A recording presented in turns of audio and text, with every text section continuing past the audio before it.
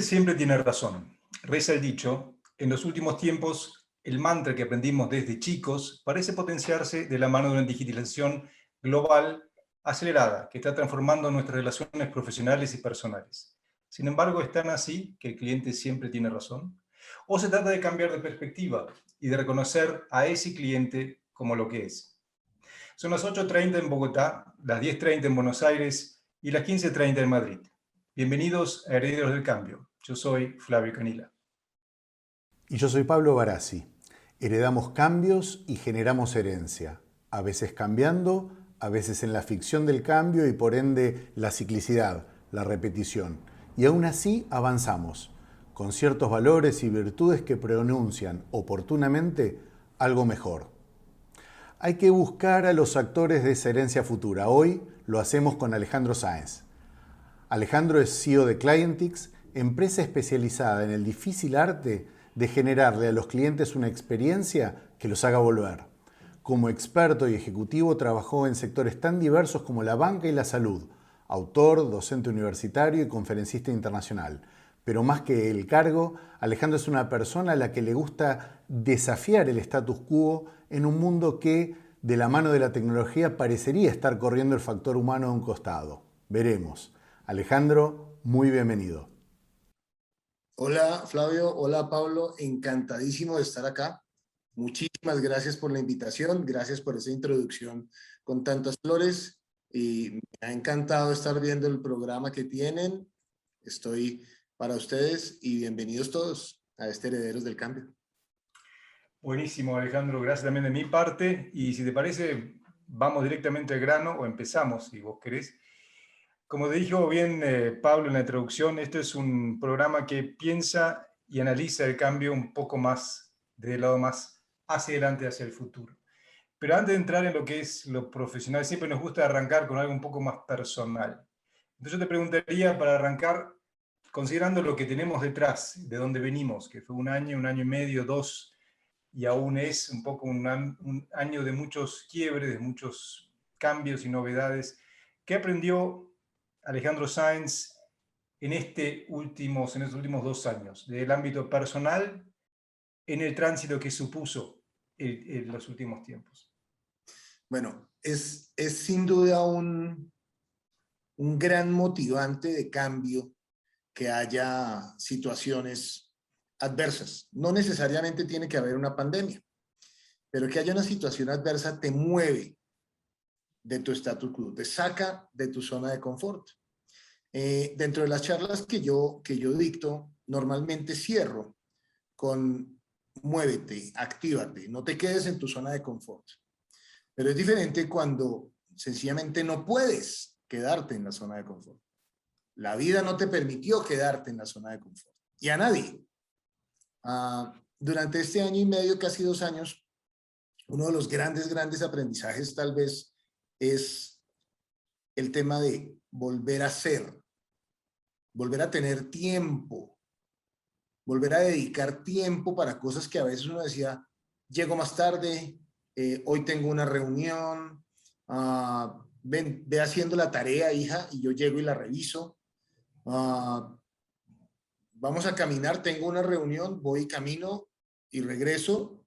Entonces, tener más tiempo para el ser me ha permitido ser más creativo, me ha permitido proponer mejores cosas a mis clientes. Entonces, el ser creo que ha sido el aprendizaje más grande de estos 2 añitos. Y yo te pregunto por las sorpresas y los desencantos, ¿cuáles habrían sido las mayores sorpresas y los mayores desencantos? Durante estos 2 años, en general, durante estos 2 años. Las mejores sorpresas tal vez hubieran sido que toda la situación nos han llevado a reinventarnos de tal manera que el bien común prime sobre el bien económico. Eso hubiera sido así absolutamente impresionante. Creo que estamos cerca, realmente creo que la humanidad está yendo hacia allá. En algunas generaciones más, ese será el móvil. ¿Y eso se va a quedar? ¿Eso es sustentable? ¿O va a ser, o sea, vos decís que va yendo, pero realmente crees que es sustentable esa idea de decir, bueno, el bien común, nos dimos cuenta cuán frágiles somos, o sea, mejor que estemos juntos? Sí, ¿O sin o duda nos es vamos a olvidar sustentable. el año que viene? No, sin duda eso, no, en el año que viene tal vez sí, por eso digo un par de generaciones. Estoy hablando, por ejemplo, de mi hija de 11 años. Ella se fue de esa manera. Ya ve que le tocó dejar de ver a sus amiguitos durante 2 años y Mariana, y ya creció, y entonces ahora están volviendo al colegio y se saltaron toda la etapa en que los niños y las niñas se gustan. O sea, ya no fue paulatino, sino ahora fue rápido. No, ellos sí lo vivieron.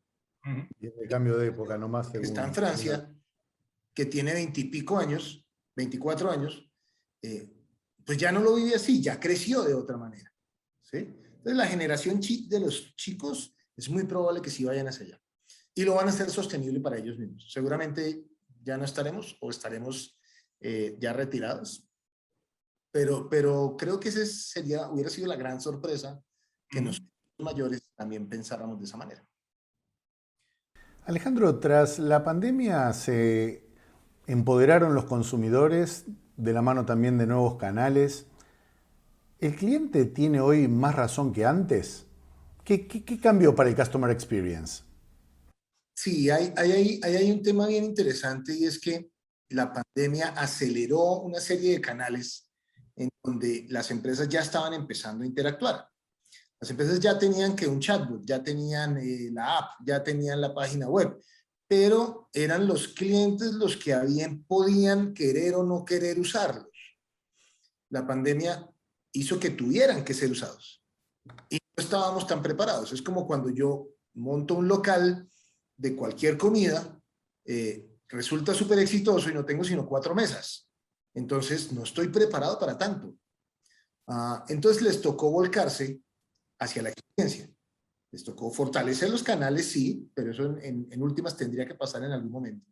Les tocó volcarse hacia qué estaban pensando y sintiendo los clientes, hacia ese famoso pensamientos, emociones, sentimientos y expectativas. Y realmente el cliente empezó a tener la razón, porque tiene la posibilidad de, con un clic, cambio. Entonces ya no me gustó esta marca, hago al tap, cambio a la otra página, me cambia a la otra aplicación. Ya no es igual que estoy en la tienda en físico, tengo que caminar, salir, devolver lo que yo ya había cogido, ya lo tenía en una bolsita para comprar, pero no había mucha fila, entonces no lo compré y me fui a hacer fila a otro lugar. Aquí no. Incluso lo dejé en el carrito de compras y si al otro lado no encuentro, me devuelvo nuevamente a este. Entonces el cliente sí empezó a tener, no digamos la razón, pero sí más poder. Poder. Ahora, te pregunto y me meto ahí. Tenemos chatbox, tenemos carritos, como bien decís, tenemos,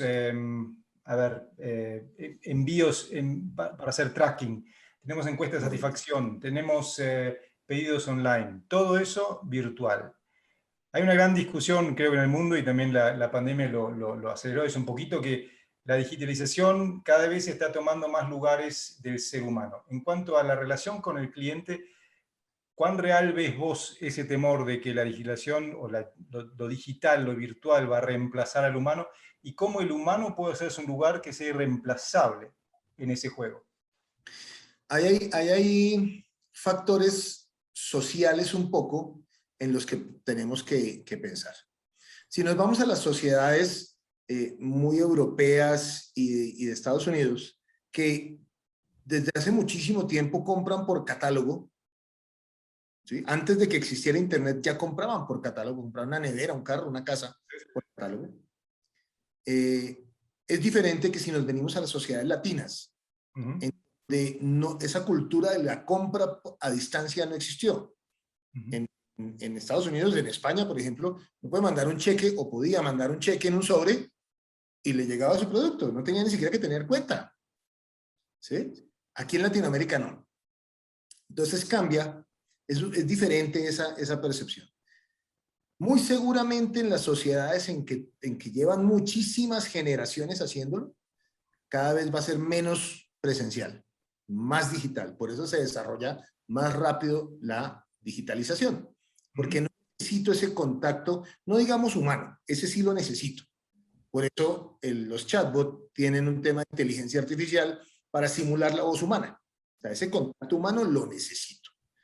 Pero no necesito el contacto con la tienda, no necesito el contacto con el producto. Los latinos somos más de tocar y comprar. Somos más de ir, ver si la pava pesa mucho, ver si es muy grande o muy pequeña, ¿sí? Ver si la matera, la maceta que estoy comprando es muy alta o muy bajita. ¿Sí? Ese tipo de cosas cambia en las sociedades y me atrevería a decir que de la línea del Ecuador para abajo es diferente que de la línea del Ecuador para arriba. Es Australia que debería estar arriba. Nosotros tenemos la convicción, y por las experiencias ahora actuales de transformación organizacional en las que estamos, que, digamos, Customer Experience no es una moda, es una tendencia que se instala. Para aquellos que están recién llegando al tema, Alejandro, ¿qué es una experiencia de cliente rentable y sostenible? Bueno, ahí hay un tema bien interesante y es que, como tú dices, la experiencia del cliente no es moda y ya dejó de ser tendencia, ya tampoco es la macro tendencia que fue hace 3, 4, 5 años. ¿Qué es ahorita? Una disciplina. Es una disciplina como el marketing, una disciplina como el management, una disciplina como la gestión del cambio, es una disciplina completa. Tan es disciplina que hay carreras, maestrías, doctorados, libros, papers, investigaciones, etcétera, etcétera, etcétera. Como es una disciplina, las compañías ya lo están incorporando como parte de su gestión normal y tradicional. ¿Sí? Ya no es, es que yo tengo experiencia del cliente, yo no. Es como decir hace 15 años, yo tengo departamento de ventas, yo no. ¿No? Ahorita la experiencia del cliente existe. Entonces, volverla rentable y sostenible implica manejar muy bien dos factores de esa disciplina. El diseño de experiencias, que es lo que pasa al frente, qué pasa cuando el cliente me toca, qué pasa en los canales, y la arquitectura de experiencias. ¿Qué es lo que pasa atrás? ¿Cómo preparamos a nuestra gente esas competencias, esas habilidades, esos conocimientos? ¿Cómo refrescamos e innovamos en los procesos? ¿Qué hacemos detrás para cumplir ese diseño? Que en últimas es el cliente el que nos lo está diciendo, con el poder que cada vez más tiene.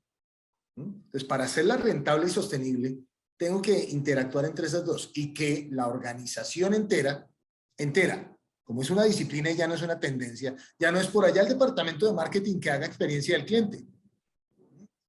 La organización completa, los contadores, los abogados, el presidente, todo el mundo tiene que estar enfocado hacia la experiencia del cliente. Cada uno en su rol, cada uno en su altura, pero todos tienen que tener ese verdadero customer-centric view del que se hablaba tanto hace unos años.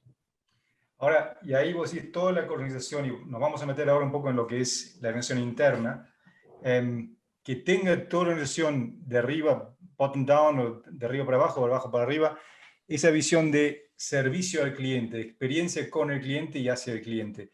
Es también, digamos, yo creo, un tema muy fuerte de liderazgo, ¿no?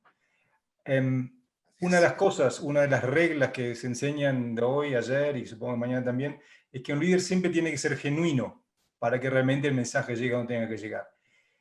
¿Cuán genuino se puede ser de cara al cliente? Ahí pasamos un poco por de pronto los valores que tendríamos que tener para la experiencia del cliente. ¿Cuán genuino se puede ser? Tanto como el mercado lo permita. Les pongo un ejemplo muy sencillo. Cuando nosotros, lo que veo que la edad más o menos que tenemos acá, éramos chiquitos, éramos pequeños, éramos chicos, seguramente los productos que no eran de la marca real, sino que eran imitaciones, les decíamos que eran, aquí en Colombia se dice chiviados o chimbos. ¿Sí? Eran productos malos, eran productos que por no ser de la marca, se presumían ya de productos malos. Hoy por hoy, hay empresas que crean imitaciones AAA, ¿sí? Y son absolutamente genuinos y dicen de frente, yo soy imitación AAA de Gucci. Ujú. ¿No? Entonces, es como un ejemplo grandísimo de qué tan genuino puede ser uno. O sea, yo no soy Gucci, pero hago productos muy parecidos y le puedo poner la marca Gucci si usted quiere. O sea, que el cliente siempre te va a seguir siempre y cuando seas honesto de alguna manera. Y vos podés no Honesto, vender auténtico. basura, pero sí, si le vendés a un producto de menor calidad, siempre y cuando se lo digas, quizá el cliente te acompañe. Correcto. Y ahora vamos a la contraparte. La pandemia aceleró a los pequeños empresarios. Ujú. Eso a funcionar. Hay millones y millones de tiendas en Instagram que venden productos hechos en casa, Ujú. que venden desde almuerzos hasta zapatos. Ujú. Zapatos, los típicos zapateros o chapines que no tenían marca, ahora tienen la posibilidad de vender sus productos. Y ellos deben ser, como siempre lo han sido, genuinos, ¿no? Yo no soy Corona, Corona es una marca muy, muy famosa aquí en Colombia, o yo no soy Ferragamo, o yo soy Alejandro Sáenz de la esquina de la Séptima. Entonces, ese ser genuino, siendo íntegro, que es a lo que me refería un poco de los valores de la experiencia del cliente. Entonces hay que pasar por la integridad, por el compromiso, por la disciplina, porque que es una disciplina, yo creo algo y debo llevarlo a cabo, la confianza en el cliente, porque también es de allá para acá. Entonces también el cliente, como está todo el tiempo, como está online, el cliente confía en nosotros y nosotros empezamos a confiar en el cliente. Si el cliente dice, sí, lo compro en una semana, yo lo guardo una semana. Alejandro, si supieras la cantidad de veces que en estas entrevistas con líderes de todo el mundo sale el tema de la autenticidad, claramente es uno de los valores, digamos, del nuevo liderazgo consciente, ¿no? Ahora, déjame volverte a, como decíamos al principio, como director de proyectos trabajaste en sectores como la banca, la tecnología, los seguros, la salud, en organizaciones, en cámaras. ¿Cuáles son, hablando de lo que decía Flavio inclusive, cuáles son los principales errores que ves cometer en el top management al liderar un cambio en un aspecto tan sensible y de tanta repercusión como es lo de Customer Experience? Pues normalmente hay unos 5 o 6 errores que cometen las organizaciones. El primero y el más común es pensar que ya tengo todo resuelto. No, yo ya trabajé en eso y ya lo tengo resuelto. Y hay que entender que el mercado, los clientes son dinámicos. Entonces, yo hoy puedo querer este tipo de cosas, mañana no. ¿Sí? Ustedes me conocieron hace rato, con Pablito nos conocemos hace mucho, y ustedes saben que yo uso barba. Entonces, yo soy cliente de la barbería, yo soy cliente pues decidí este trimestre, vamos a ver cuánto me dura, no estar en barba. Entonces, ya no soy cliente de allá. Es así de sencillo y así cambian los clientes. Entonces, pensar que lo tengo todo diseñado ya, que todo lo tengo resuelto, es el primer y más común error. Porque sencillamente estamos en un statu quo, estamos en una zona de confort. Yo siempre he dicho que las organizaciones son seres vivos y esa organización pues está en su zona de confort. El segundo es no integrar la arquitectura, hablando específicamente de experiencia del cliente. Entonces, yo quiero que en la tienda se salude bien, haya buena iluminación, los productos estén disponibles y haya unos buenos empaques. Ok, entonces, ¿quién se va a encargar de surtir los empaques? ¿Quién va a capacitar a la persona para que hable bien en invierno, en verano, para que hable, para que tenga empatía, para que tenga esa comunicación? ¿Quién va a igualar la capacitación de los diferentes turnos para que el cliente que vaya por la mañana y después regresó por la tarde sienta lo mismo? ¿Cómo va a ser el proceso para surtir ese producto de buena calidad, de mejor calidad o excelente calidad cada vez que se acabe en la tienda? ¿En cuánto tiempo le puede decir el vendedor, no se preocupe, se lo tengo aquí en 10 minutos o se lo tengo aquí mañana? Es que yo puedo diseñar algo, pero si no integro la arquitectura, pues en últimas no lo voy a poder cumplir, ¿no? El otro es no conocer a los perfiles de clientes íntimamente. La experiencia del cliente no es marketing, no es ventas, no es servicio, no es management tradicional. Hay que ir y trabajar con los clientes. Esto es trabajo de campo. Esto es observar, esto es preguntar, esto es ser cliente oculto, ser cliente incógnito.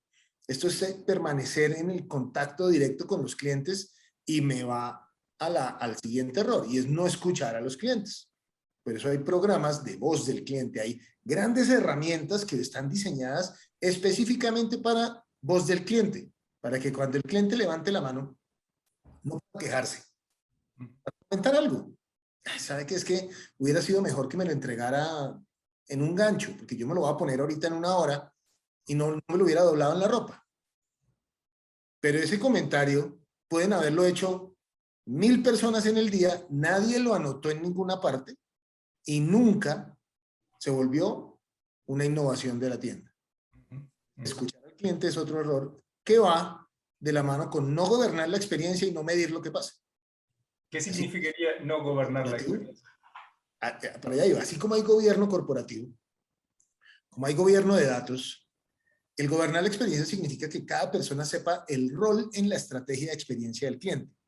No su rol como empleado, que también debe saberlo, obviamente, sino el rol en la estrategia de experiencia del cliente y que haya organismos u órganos dentro de la empresa que permitan subir la información eficientemente y que permitan bajar las decisiones eficientemente. Es un gobierno de la experiencia del cliente. Y es un error muy común. Sencillamente hay un gerente de experiencia del cliente y ya. Y entonces toma mediciones y toma decisiones y deberían implementarse por los canales normales de la organización y no funciona de esa manera, porque no es natural todavía dentro de las organizaciones. Esos son como los que yo diría que son los más comunes.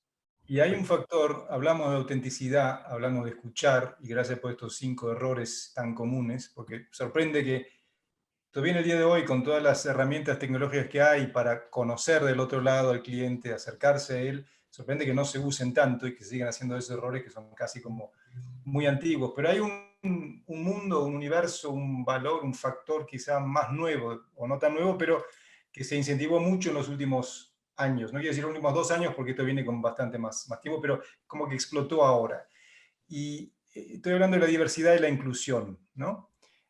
¿Cuán presente dirías vos, Alejandro, que los directores de mercadeo y ventas tienen claro hoy que tienen que hablar con esos 2 factores y esos 2 valores al cliente? Que un cliente no necesariamente es un cliente como el otro, y si no incluyen diversidad e inclusión dentro de su, no sé, argumento de venta, pero también de su experiencia, y no van a dar tanto éxito. ¿Qué ves ahí que, bueno, otra vez, que el top management o que los directores de los departamentos no están entendiendo y deberían entender mejor?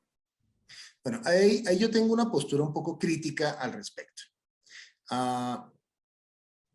Lenguaje inclusivo no es ponerle una X a todas las vocales,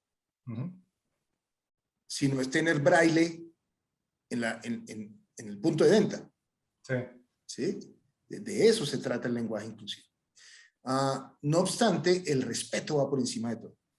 Entonces, al hablar con el cliente, tener la capacidad de adaptación, y ahorita que estamos hablando de cambio, tener la capacidad de adaptación de que si una persona se identifica con él o con ella, ¿sí?, y quiere que yo le hable de él o de ella, tener la adaptación dentro del guión, dentro del protocolo, dentro de la arquitectura, nuevamente, para que el que está atendiendo tenga la capacidad de la adaptación de ese protocolo, no solo cambiándolo por él o ella, sino que el producto, el servicio, la forma como trata, las funciones, etcétera, etcétera, pues pueda llevarlo hacia allá.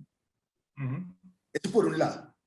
Por otro lado, el tema de la infraestructura también tiene que ser inclusiva.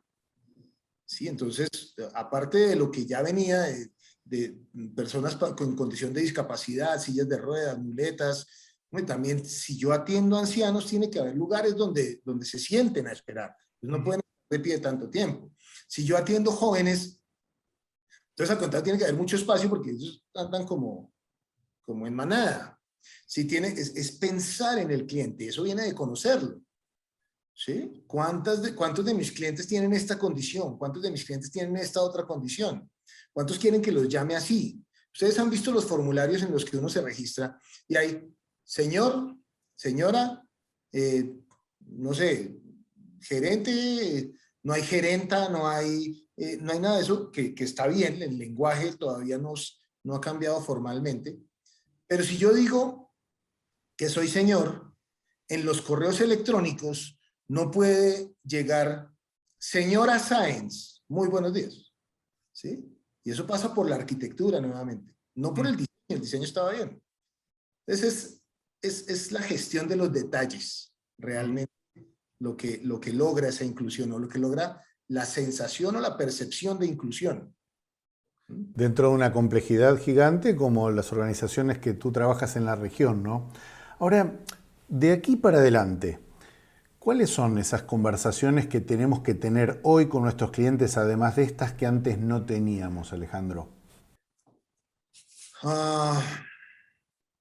Es que los clientes son tan cambiantes, es impresionante. Yo tengo una teoría y es que yo la llamo cambio social generacional. Y es que mis hijos son una generación adelante y también un estrato social más alto. ¿No? Por alguna razón. Y también son más educados y también tienen más cultura y también tienen más acceso a tecnología y en algunos casos, no en todos, también tienen más dinero. ¿No? Entonces es un cambio social generacional que hay que ir gestionando. Hoy por hoy el tema central del mundo es el tema de la inclusión, de los derechos humanos, de el cambio ambiental, pero deberíamos empezar a hablar, por ejemplo, de la felicidad del ser humano. ¿Sí? Yo me acabo de leer un libro que se llama De animales a dioses, de Noah. Terminé hace una semana. Y es toda la historia de la humanidad, contada científicamente, y me sorprendió que al final la pregunta es, bueno, ¿y cuándo vamos a empezar a estudiar la felicidad? Si en últimas, es lo que buscamos, lo que hemos buscado toda la vida. Uno busca comer para satisfacer una necesidad que le da felicidad. Uno busca comprar más ropa, supuestamente para ser más feliz. Uno busca N cosas para la felicidad. En esta pandemia nos dimos cuenta que la felicidad son las pequeñas cosas.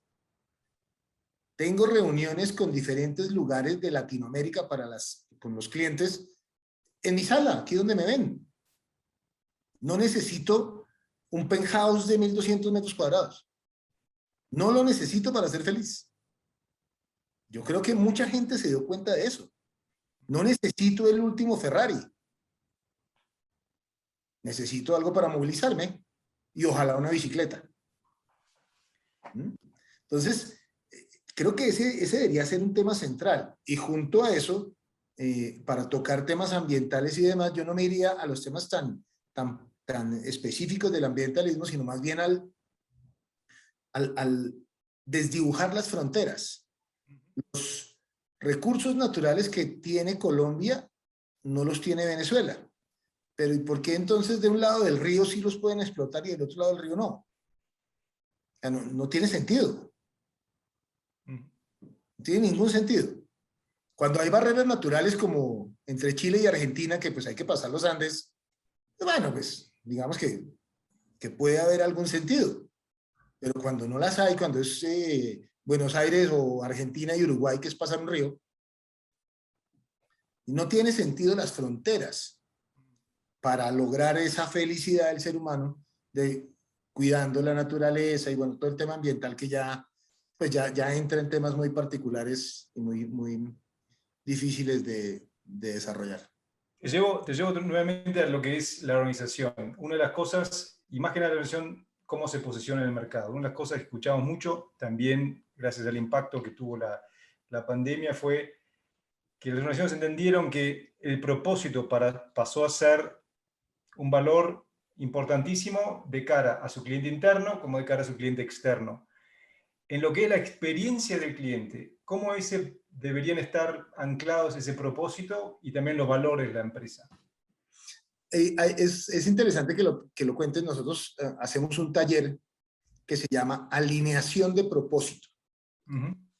Lo tenemos dentro de nuestro portafolio, porque en algún punto, hace unos años, nos dimos cuenta que de nada sirve tener la promesa de valor, que es lo que guía la experiencia del cliente.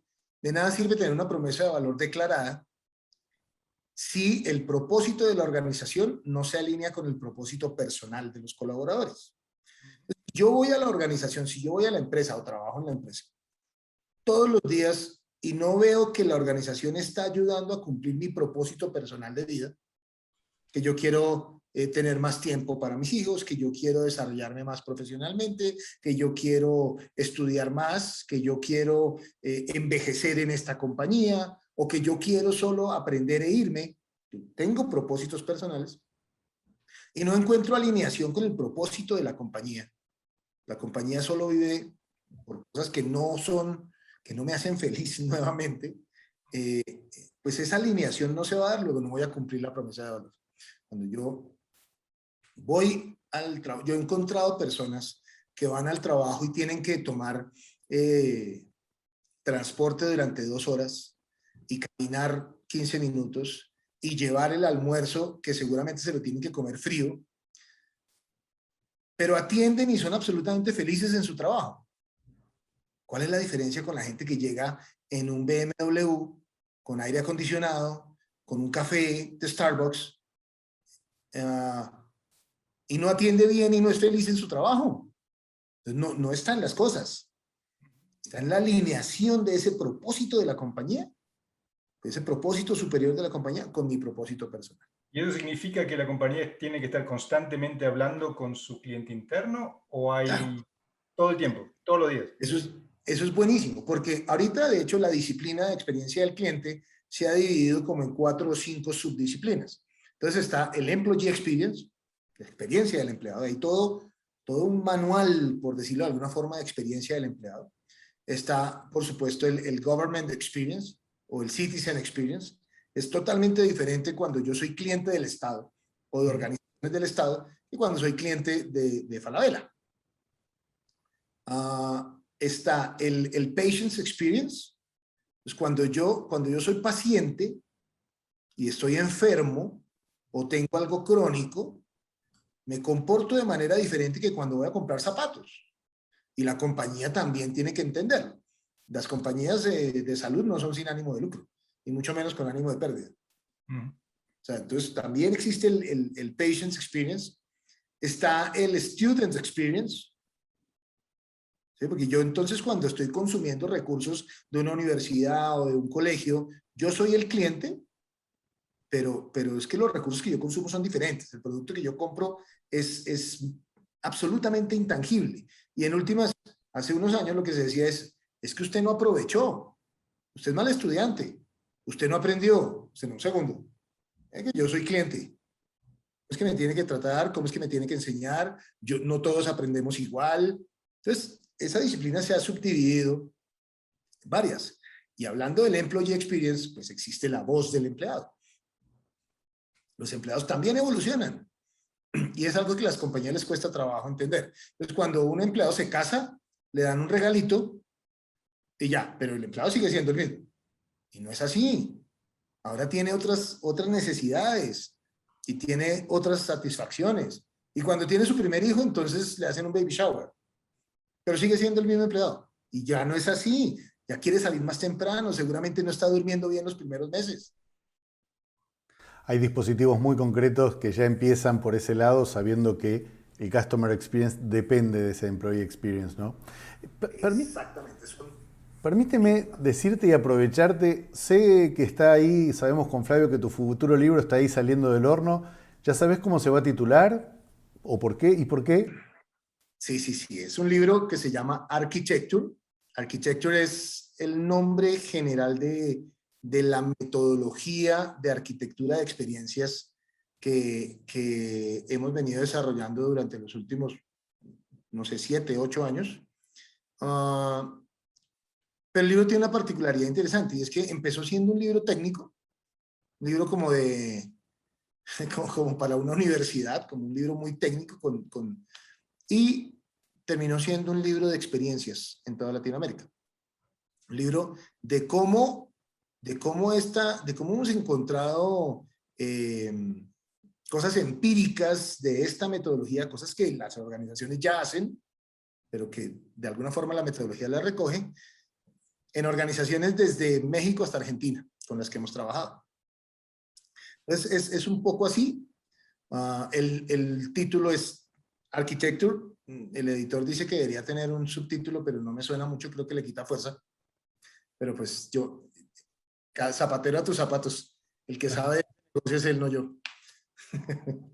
Y luego, vamos, antes de entrar ya casi en la última parte de la entrevista, de la charla, una pregunta que vos dijiste, que trabajas por toda Latinoamérica, pero también estudiaste en Argentina, estudiaste en España, más allá de Colombia, con toda experiencia y conocimiento de mercados. ¿Cuáles son los temas que vos ves que deberíamos estar hablando y que no estamos hablando hoy?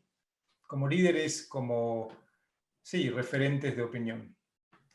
Hay cosas bien interesantes que deberíamos promover como líderes de opinión. Una es ese poder de la comunicación. Hoy por hoy nos enteramos en segundos de qué está pasando en Argentina, pero no solo nos enteramos, sino que además nos afecta, nos toca el alma. No porque conozcamos argentinos o porque me encante Buenos Aires, sino hay cosas que conocemos inmediatamente y nos toca el alma. Y no estamos hablando de ese poder de la comunicación. No le estamos enseñando a los jóvenes empresarios. Oye, yo tengo una diferencia sustancial con muchos líderes. Los jóvenes que salen a marchar, que están en todo su derecho de hacerlo, es una expresión válida, no necesariamente son los jóvenes empresarios del futuro. Algunos sí, algunos no. Algunos se irán lejos del país, algunos serán trabajadores incansables y serán presidentes de compañías, pero no empresarios. Sí, entonces, ahí no está la amalgama todavía. La amalgama está en los jóvenes empresarios, los que están creando el futuro. Sin decir que los otros no lo están haciendo, ¿no? Pero pues los otros van a seguir las reglas de las empresas donde trabajen. Estos pueden hacer reglas. Estos pueden generar cultura. Estos pueden generar cambio, generar liderazgo. Y cada vez son más. Cada vez son más los empresarios. Latinoamérica es de las regiones del mundo donde más empresas se crean. El problema es que también es donde más empresas se mueren en los primeros 3 años. Entonces, tenemos una divergencia importantísima. ¿De qué no estamos hablando? De ese empresariado. Yo, por ejemplo, para darles un dato ahí, yo soy mentor permanente y dono mi tiempo. Es la forma en que yo le devuelvo a la vida el conocimiento que me ha dado. Bueno, yo soy mentor permanente de algo que se llama innovación del clúster de innovación de Bogotá. Entonces, yo he estado en sesiones de mentoría de unicornios colombianos, por ejemplo. Yo les he dado consejos desde mi conocimiento, puede ser mucho, puede ser grande, pero apoyando el empresariado, apoyando ese empresariado que en últimas genera una cantidad de cosas, desde económicas hasta culturales, que están en la historia de la humanidad clarísimas, que ha sido el motor de la humanidad. Entonces, no estamos hablando de eso, no estamos hablando de qué deberíamos hacer con los nuevos empresarios. En toda Latinoamérica los estamos dejando de lado. Hay clústeres de innovación, hay programas del gobierno, pero nosotros, los generadores de opinión, no lo estamos haciendo. Ya que estás hablando de experiencia y de conocimiento, Alejandro, ya eres un referente internacional en tu área de expertise. Permíteme llevarte a quién te inspiró para llegar a este punto. ¿Quién te inspiró en el pasado y quién te inspira hoy? ¿Quién o qué? ¿Quién? Pero puede ser un qué. Sin duda, el tema ha pasado principalmente por temas familiares. Hay líderes mundiales que también me estoy leyendo el libro de Barack Obama. Me tiene impresionado cómo es ese personaje, me tiene impresionado. Pero ese tipo de líderes, más que inspiración, puedo tomar cosas de esos líderes para mí, pero que me inspire en la vida. Al iniciar mi carrera profesional, mi papá, que murió siendo empresario, no murió por ser empresario, pero murió siendo empresario. De hecho, la fecha de fundación de Clientix, que cumplió hace poquito 20 años, es 1 de agosto, que es la fecha de cumpleaños de mi papá. Entonces, esa es una gran inspiración. La segunda gran inspiración que he tenido en mi vida son mis hijas. Y no de la misma manera que son todos los padres, es que mis hijas, quiero hacer todo por mis hijas. No, lo que pasa es que me hacen cambiar todo el tiempo. Todo el tiempo. Todo el tiempo tengo que estar como en la movida. Ahorita mi hija menor tiene 11 años y tenemos una cuenta de TikTok juntos. Entonces hacemos bailes. Jamás me imaginé bailando para millones de personas que ni conozco. Pero pues eso nos hace felices. Y es un momento en que compartimos. Ella es bailarina, ella lleva 6, 7 años en una academia y está en un equipo senior de baile. Entonces, esa gran inspiración de mis hijas, no para trabajar, para darles cosas, sino para estar, para mantenerme actualizado con ellas, tanto la de 24 como la de 11. Y digamos que esas son las dos inspiraciones que he tenido en el pasado. Después de esta pandemia, que fue un poco con lo que empecé, me di cuenta que el ser es muy importante. Y espero no sonar egocéntrico, pero ahora la gran inspiración que tengo soy yo. Por varias razones. Primero porque ya la juventud no es la misma. Ya tengo que pensar de pronto cómo va a ser mi retiro en 20, 30 años. Segundo, porque me di cuenta que no necesito muchas de las cosas que tenía. Entonces tengo entre menos cosas tengo, más tiempo tengo para mí. Entonces, si no tengo 2 carros, pues solo lo lavo uno cada semana. No tengo que gastarme 4 horas para lavarlo. Es un poco el pensamiento de Einstein, que solo tenía trajes grises para no gastar tiempo pensando qué traje se ponía. Entonces, creo que mi gran inspiración ahorita soy yo, pero no yo por ser yo, sino por las personas que me rodean. Entonces está mi mamá, que ya está entrando en una edad que es importante estar con ella, tener tiempo para ella. Están mis hijas, que tienen 2 edades totalmente diferentes y me enseñaron a cambiar. Está mi esposa, que ya estamos en edades diferentes, con situaciones diferentes. Entonces, el yo ser, más que tener, es como la inspiración que a futuro me tiene como pensando. ¿Y cuál es el gran pendiente que tiene Alejandro Sanz? Yo creo que estudiar mucho. Yo quisiera hacer un doctorado en algo de esta carrera y ser investigador y tener un libro no de experiencia, sino de una investigación formal, qué sé yo, tipo MIT en Massachusetts o algo de estilo. Creo que ese es uno de los grandes pendientes para mí. Y otro podría ser, ahorita que lo dije en voz alta, tal vez planear un buen retiro, que no es tener plata. Seguramente la voy a necesitar.